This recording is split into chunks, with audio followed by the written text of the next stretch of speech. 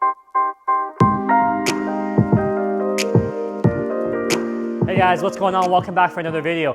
We're going to talk about when is it okay for that lead heel to lift off the ground in the downswing. So a lot of you guys, when you guys watch my videos, I usually have a preference for right heel to still be on the ground with an iron, okay? Most of the time, people aren't pushing hard enough to have that heel off the ground, okay? Now, a lot of the times as well, most average player, they lift the lead heel because they literally just do this. They early extend, everything goes towards the ball, pelvis goes towards the ball. That's not how I want the lead heel to lift up, okay? There's a very distinct look looking like this versus looking like that.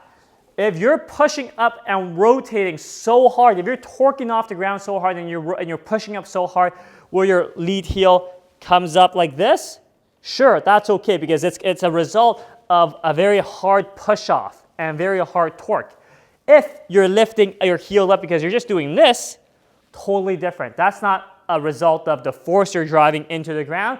That's just a result of poor movement where your heel has to lift up for your hips to keep turning. But again, that's a fake turn. You can see if I rotate properly, my butt stays back. You can see the backside of my left butt cheek, backside of my left leg.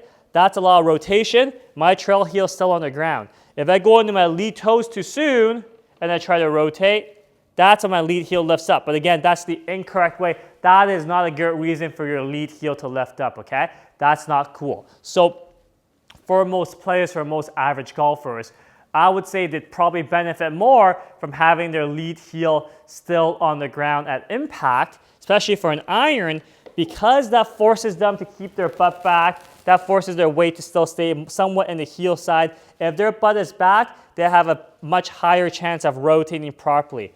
If their lead heel is still on the ground, that typically means they're not transferring to the lead toes too early. So if they're more even with their left-right foot distribution, they also have a much higher chance of rotating through the ball.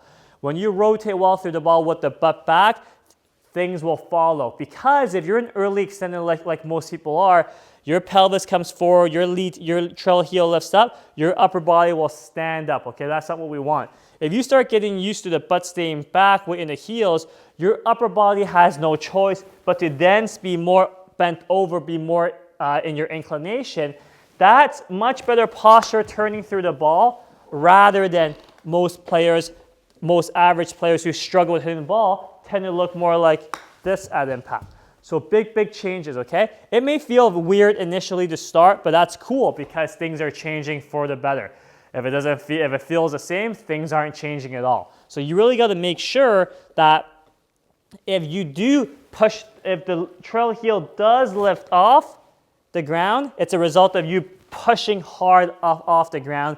It's not you just early extending, humping the goat, poor movements, okay? So be careful of that. Again, for most average golfers, they probably benefit from having that trail heel on the ground at impact for an iron. Driver will most likely come up just because we're pushing that much harder with a driver. But again, for most average golfers, work with being on the ground first with your trail heel. As you push harder and harder and harder off the ground, you make sure you're still rotating properly.